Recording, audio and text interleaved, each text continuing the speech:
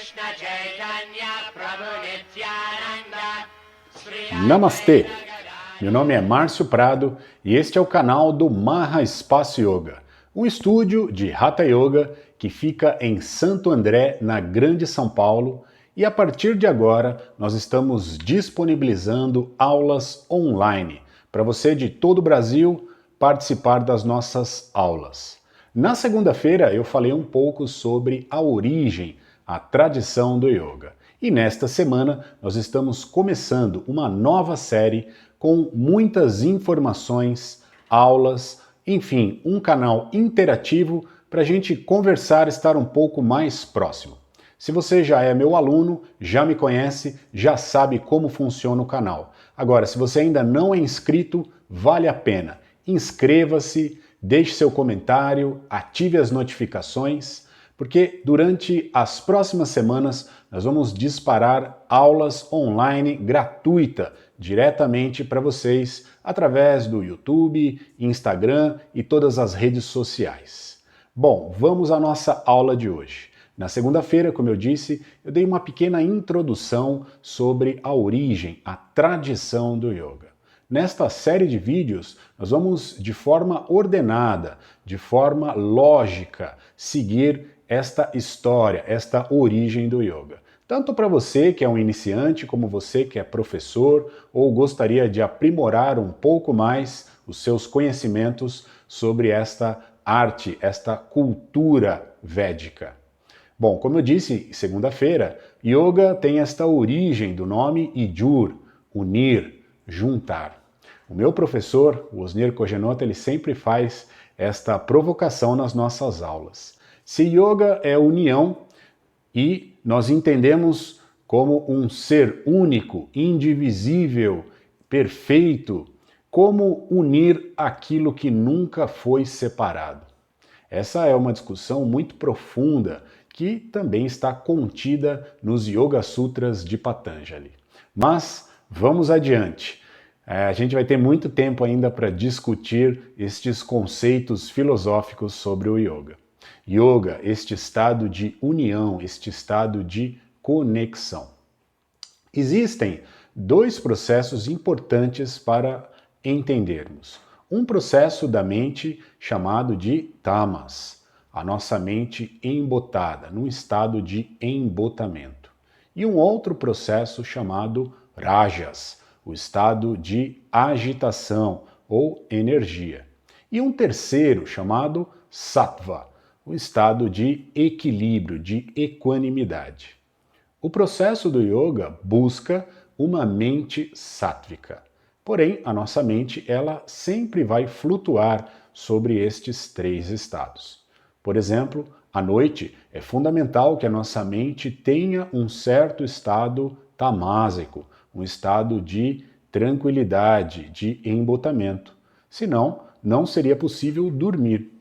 Já deve ter acontecido isso com você. À noite você acorda e a mente está cheia de planos, às vezes você tem uma reunião importante. Eu sou louco por obras, então quando eu estou num processo de obra, construindo alguma coisa, fico pensando como que vai ser e às vezes isso pode atrapalhar o nosso sono.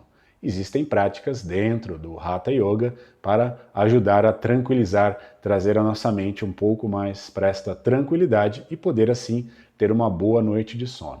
Agora, também durante o dia, nossa mente pode estar embotada, estar sem ânimo, e os asanas, a prática do Hatha Yoga, também pode ajudar a trazer este estado de equanimidade, este terceiro estado chamado de sattva. Os yogis, os grandes yogis da Índia, eles começavam a observar o comportamento humano. E isso é uma tradição milenar. Nós temos também o Ayurveda, que vai tratar como uma medicina o nosso corpo. Ele também vai usar estes aspectos de desequilíbrio. Este processo de equilíbrio também é chamado de yoga. Então, eu te pergunto, como segunda-feira, o que te conecta? O que faz com que a sua mente fique equilibrada? Pode ser várias atividades, mas esta cultura hindu, a partir da observação, foi percebendo que atividades físicas, práticas meditativas, práticas respiratórias ajudavam a nossa mente. Você já percebeu que para cada momento da nossa vida, nossa respiração se comporta diferente? Quando nós estamos agitados, a nossa mente promove um processo respiratório mais agitado. Eu preciso ter uma respiração mais agitada, mais ofegante, para ativar processos da minha mente de fuga, de reação. Nós temos dois sistemas importantes que ainda vamos falar mais adiante, que é o sistema simpático e o sistema parasimpático. O sistema simpático é esse sistema que aumenta a pressão arterial, aumenta as pupilas, diminui os movimentos peristálticos do intestino, ele prepara o nosso corpo para uma fuga. Só que ele também produz cortisol, que é importante, mas eu não preciso deixar o meu dedo ligado no botão cortisol, sistema simpático, simpático. Mas muitas vezes o trabalho, o processo da vida estressada faz com que a nossa mente entre neste estado rajásico, esse estado de agitação. Existe também o outro estado, chamado parasimpático, onde ele faz uma regulação completamente ao contrário. Ele diminui o batimento cardíaco, acelera o movimento peristáltico, diminui os batimentos, a pressão arterial, eu fico com a mente mais tranquila. Então, o yoga, ele flutua neste processo de entendimento, de conhecimento do nosso corpo e perceber quando a nossa mente está agitada e quando a nossa mente está calma.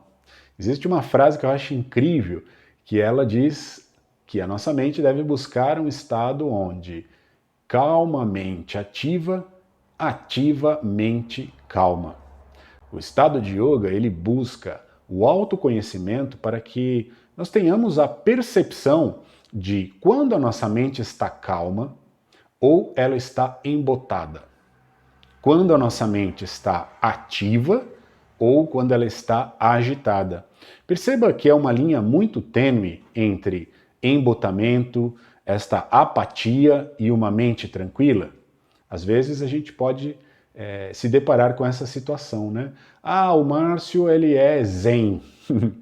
Qualquer dia a gente fala sobre o processo zen, que não é nada disso, que essa imagem que muitas vezes é construída. Mas vamos lá, Márcio é zen. Não, será que Márcio é tranquilo ou ele está sem ânimo, com uma apatia? Isso pode ser endócrino, por exemplo. Agora, Márcio é ativo. Será que ele é ativo ou ele é agitado? Hoje, nós temos duas patologias importantes de saúde mental, que é a depressão e a ansiedade. Praticamente uma epidemia. Hoje, os casos de ansiedade e depressão, eles já ultrapassam, inclusive, os casos de diabetes. Então, são doenças, patologias da saúde mental que estão intimamente relacionadas com o nosso comportamento de hoje. Mas vamos voltar na história do yoga. Então, esta tradição antiga de 4 ou 5 mil anos foi sendo passada de mestre para aluno, num sistema que é chamado de Smriti e Shruti. Smriti foi aquilo que foi ouvido, então esses mestres ouviam e falavam para os seus discípulos. Depois veio a escrita, onde mestres e discípulos discutiam os textos. Esse yoga que nós conhecemos hoje em dia, ele é um yoga moderno, a partir de Patanjali. Vocês sempre vão ouvir eu falar de Patanjali, então se você é aluno, é praticante ou principalmente se é professor, tem que conhecer a fundo esta literatura, os Yoga Sutras de Patanjali. Aqui no Maha Espaço Yoga, nós fazemos a leitura sistemática deste texto. Se você tiver interesse, manda um direct, entre em contato comigo, que eu passo para você maiores informações. Mas essa obra de Patanjali, ela é estruturante para entender o que realmente é o yoga. O meu professor costuma dizer que a gente entra primeiro por uma escolha, um caminho que muitas vezes é pela dor.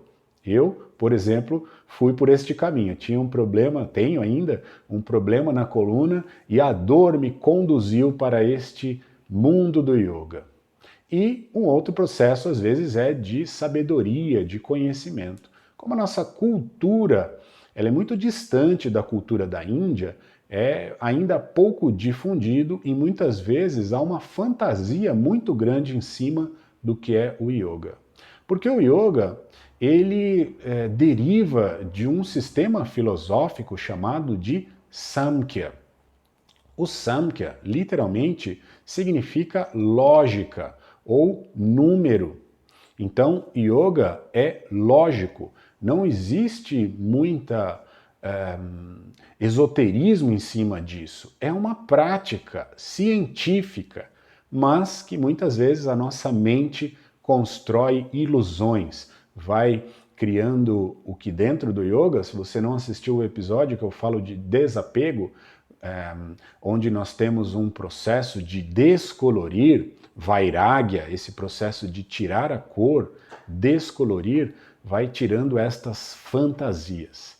Aqui no Maha Espaço Yoga, neste canal, eu gosto muito de provocar vocês, trazer o yoga para o concreto, para a vida real, de que forma que o yoga pode mudar a sua vida de fato, sem misticismo, sem analogias esotéricas, nem muito espirituais. Vamos deixar isso para um outro estado. Por quê? O Samkhya, esta filosofia, essa linha filosófica da lógica, ele vai dizer o seguinte: se Deus existe, se essa energia cósmica existe, e aí eu deixo livre para cada crença de cada um, se ela existe, nesse momento, neste estado de consciência que nós estamos, isso ainda não faz muito sentido. O que faz sentido são os sofrimentos físicos. Nossa, Márcio, que radical isso. Mas o yoga, ele é radical. Dentro das suas radicalidades, ele vai provocar a observação de onde nós estamos, para daí perceber para onde queremos chegar. Então, ele é muito duro no início, mas aos poucos nós vamos entendendo este aspecto da construção humana que parte do que é mais denso, é corpo, é matéria, para o que é mais sutil. Não estou dizendo que essa sutileza não exista, veja bem, mas o yoga ele vai nos provocar a entenda primeiro esta carcaça, entenda estas emoções, estes pensamentos, e a partir daí tudo vai se tornar mais fácil.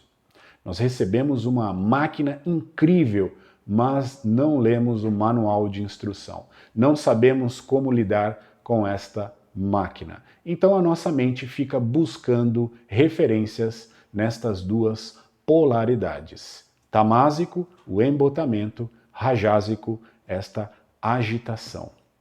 Nós vamos falar nas próximas aulas sobre o processo de Patanjali. Patanjali foi o grande codificador do yoga, datado de aproximadamente 200 a 300 anos antes de Cristo, e ele criou um sistema chamado Ashtanga.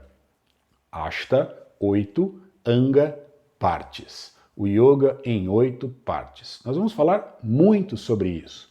Estes 8 passos, eu vou apenas citar aqui nesse vídeo e depois nós vamos decorrer sobre, são yamas e niyamas. Uma forma de ver a vida, não vou chamar de código de ética, porque é muito mais profundo do que isso, mas yamas é como eu lido com o meio, o que me cerca, como eu me relaciono com o meio. Niyamas é como eu me relaciono com este corpo em todos os seus aspectos. O terceiro passo são os asanas, as práticas dos exercícios físicos do yoga. O quarto passo são os pranayamas, as práticas, as técnicas respiratórias do yoga. Vamos discutir muito sobre pranayamas, porque não é apenas exercícios respiratórios. O quinto, pratyahara, o estado de introspecção dos sentidos, uma forma de recolhimento. Ahara está ligado com o alimento. do que nós estamos nos alimentando, de forma visual, auditiva, o próprio alimento, o olfato, o paladar, o toque. Pratyahara é esta introspecção do mundo externo para o mundo interno. O sexto passo, dharana, o processo de concentração. Dhyana, o estado meditativo no sétimo passo. E samadhi, o estado de supraconsciência. Então veja, Patanjali separou num processo metodológico, pedagógico, que vai desde a forma como eu me relaciono com a sociedade, até a forma como eu me relaciono com este corpo, e a partir deste corpo, aspectos mais profundos para os aspectos mais sutis. Yoga é uma porta que se abre. Então, eu convido vocês a entrar por esta porta e percorrer comigo as várias trilhas que o yoga nos conduz. Nos vemos na próxima segunda-feira com mais uma explicação, mais uma provocação sobre esta tradição do yoga. Hare Om, até o próximo vídeo!